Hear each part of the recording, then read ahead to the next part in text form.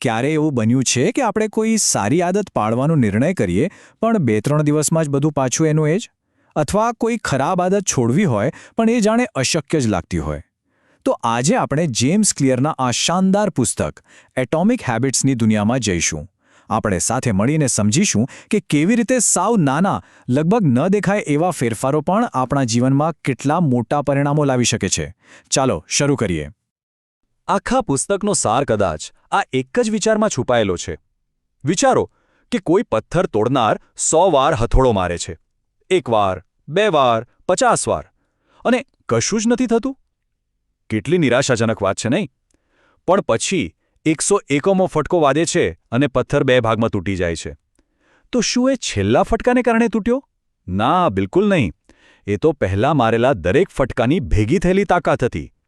આપણી સારી આદતોનું પણ બસ આવું જ છે. પરિણામ તરત દેખાતું નથી, પણ આપણો દરેક નાનો પ્રયત્ન અંદરખાને શક્તિ ભેગી કરી રહ્યો હોય છે. તો આ નાના પ્રયત્નોની શક્તિ વાસ્તવિક જીવનમાં કેવી દેખાય, આને સમજવા માટે બ્રિટિશ સાયકલિંગ ટીમની એક એવી અદ્ભુત વાર્તા છે જેણે માત્ર 1% સુધારાની તાકાતથી આખો ઇતિહાસ બદલી નાખ્યો. એમની સફળતાની કહાણી જાણીએ એ પહેલાં એમની નિષ્ફળતાનો ઇતિહાસ જાણવો ખૂબ જરૂરી છે. લગભગ 1 સદી સુધી બ્રિટિશ સાયકલિંગ ટીમની ગણતરી સામાન્ય ટીમોમાં થતી એમ કહીએ તો પણ ચાલે. એમણે કોઈ મોટી સ્પર્ધા જીતી નહોતી અને સાચું કહું તો કોઈને એમની પાસેથી કોઈ અપેક્ષા પણ નહોતી. વાત તો ત્યાં સુધી પહોંચી હતી કે યુરોપની એક મોટી બાઇક બનાવતી કંપનીએ એમને બાઇક વેચવાની જ ના પાડી દીધી હતી. એમને ડર હતો કે જો બ્રિટિશ સાયકલિસ્ટ એમની બાઇક વાપરશે તો લોકોમાં એમની બ્રાન્ડની છબી ખરાબ થઈ જશે. પણ પછી 2003માં ડેવ બ્રેલ્સફોર્ડ નામના એક કોચ આવ્યા અને એમણે આખી રમત જ બદલી નાખી. એમનો આઈડિયા એકદમ સરળ હતો. દરેક નાની બાબતમાં માત્ર 1%નો સુધારો કરો. તેમણે બાઇકની સીટને વધુ આરામદાયક બનાવી, સ્નાયુઓના દુખાવા માટે કયું મસાજ જેલ શ્રેષ્ઠ છે એ શોધ્યું અને ચેપથી બચવા માટે ખેલાડીઓને હાથ ધોવાની સાચી રીત પણ શીખવી. એટલું જ નહીં, દરેક ખેલાડીને શ્રેષ્ઠ ઊંઘ મળે એ માટે અલગ ઓશિકા અને ગાદલા પણ અજમાવ્યા. આ બધું સાંભળવામાં થોડું વિચિત્ર લાગે, પણ આ જ નાના સુધારા ભેગા થઈને એક મોટો ચમત્કાર કરવાના હતા. અને પરિણામ? કોઈએ કલ્પના પણ નહોતી કરી. માત્ર 6 વર્ષના ગાળામાં જે ટીમ 1 સદીથી કશું જીતી નહોતી, એણે 5 વખત ટૂર ડી ફ્રાન્સ જીતી. 1 સદીની નિષ્ફળતાને થોડા જ વર્ષોમાં એક અભૂતપૂર્વ સફળતામાં ફેરવી દીધી. આ છે 1% સુધારાની જાદુઈ શક્તિ. તો બ્રિટિશ સાયકલિંગની વાર્તા પરથી એ તો સાબિત થઈ ગયું કે આ 1%નો નિયમ કામ કરે છે. પણ સવાલ એ છે કે આપણે એને આપણા જીવનમાં કેવી રીતે લાગુ કરી શકીએ? આ માટે જેમ્સ ક્લિયર આપણને 4 સરળ નિયમો આપે છે. ચાલો પહેલા 2 નિયમોથી શરૂઆત કરીએ જે આપણી આદતોને જન્મ આપે છે. પહેલો નિયમ કહે છે, તેને સ્પષ્ટ બનાવો. આનો મતલબ એ છે કે આપણી ઈચ્છાશક્તિ પર ભરોસો કરવાને બદલે આપણી આસપાસના વાતાવરણને જ બદલી નાખવાનું છે. માની લો કે કોઈને વધુ પાણી પીવું છે તો એમણે ટેબલ પર હંમેશા પાણીની બોટલ રાખવી જોઈએ. જો કોઈને વધુ વાંચવું છે તો એમણે પલંગ પાસે એક પુસ્તક રાખવું જોઈએ.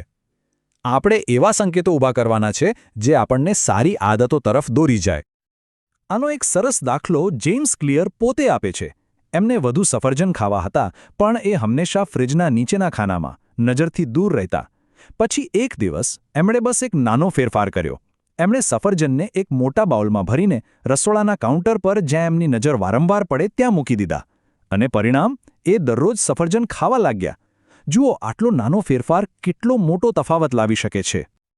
બીજો નિયમ છે, તેને આકર્ષક બનાવો. આપણું મગજ હંમેશા આનંદ અને સંતોષ શોધે છે. આ જ કારણ છે કે સોશિયલ મીડિયા અને વિડિયો ગેમ્સ આટલા વ્યસનકારક હોય છે. કારણ કે તે આપણને ડોપામાઇનનો તાત્કાલિક હિટ આપે છે. તો આપણે આ જ સિદ્ધાંતનો ઉપયોગ સારી આદતો બનાવવા માટે કેમ ન કરી શકીએ? આની એક સરસ રીત છે જેને ટેમ્પટેશન બંડલિંગ કહેવાય છે. એટલે કે જે કામ કરવું જરૂરી છે પણ કંટાળાજનક લાગે છે તેને એવા કામ સાથે જોડી દેવું જે કરવું ગમે છે.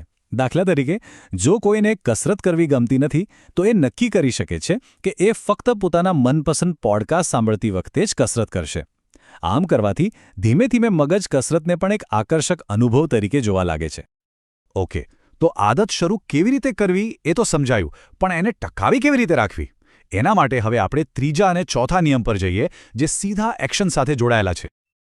ત્રીજો નિયમ કદાચ સૌથી વધુ અસરકારક છે. તેને સરળ બનાવો. ચાલો સ્વીકારી લઈએ, આપણે બધા મૂળભૂત રીતે થોડા આળસુ છીએ. આપણું મગજ હંમેશા સૌથી ઓછી મહેનતવાળો રસ્તો જ શોધે છે.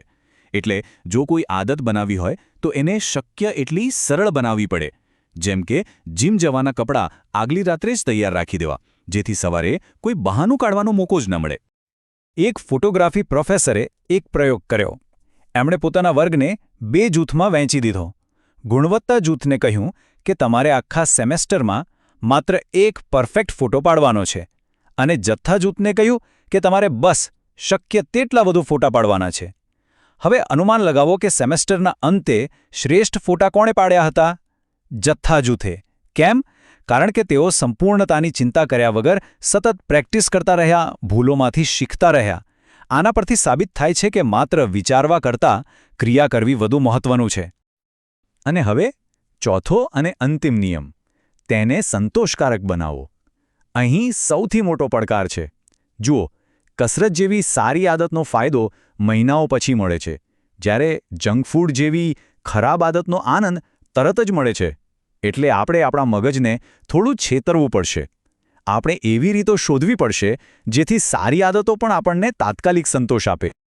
આની માટે એક યુવાન સ્ટોક બ્રોકરની વાર્તા એકદમ પરફેક્ટ છે. એને દરરોજ 120 સેલ્સ કોલ કરવાના હતા, જે ખૂબ મોટો લક્ષ્ય હતો. એટલે એણે એક સરળ ઉપાય કર્યો. એણે પોતાની ડેસ્ક પર 2 કાચની બરણીઓ રાખી. એકમાં 120 પેપરક્લિપ ભરી દીધી. દરેક કોલ પૂરો થયા પછી એ એક પેપરક્લિપ ઉઠાવી બીજી બરણીમાં નાખતો. આ નાનકડી ક્રિયા એને પોતાની પ્રગતિનો તાત્કાલિક નજરે દેખાયો પુરાવો આપતી, અને એનાથી એને આગળ વધવાની પ્રેરણા મળતી. તો આપણે આ 4 નિયમો જોયા જે ખૂબ જ શક્તિશાળી છે, પણ પુસ્તકનું જે સૌથી ઊંડું અને મહત્વનું સત્ય છે એ આ 4 નિયમોથી પણ પરે છે. એક એવો સિદ્ધાંત છે જે આ બધાને એકસાથે બાંધી રાખે છે. અને અહીં આવે છે આ પુસ્તકનો સૌથી મોટો અને સૌથી શક્તિશાળી વિચાર. ખરી વાત આદતો વિશે છે જ નહીં, ખરી વાત આપણી ઓળખ વિશે છે. લક્ષ્ય વજન ઘટાડવાનું નથી, લક્ષ્ય એક સ્વસ્થ વ્યક્તિ બનવાનો છે. લક્ષ્ય એક પુસ્તક લખવાનો નથી, લક્ષ્ય એક લેખક બનવાનો છે. સાચું અને કાયમી પરિવર્તન વર્તનથી નહીં, પણ આપણી ઓળખથી શરૂ થાય છે. એક માણસ વર્ષોથી નખ ચાવવાલી આદતથી પરેશાન હતો.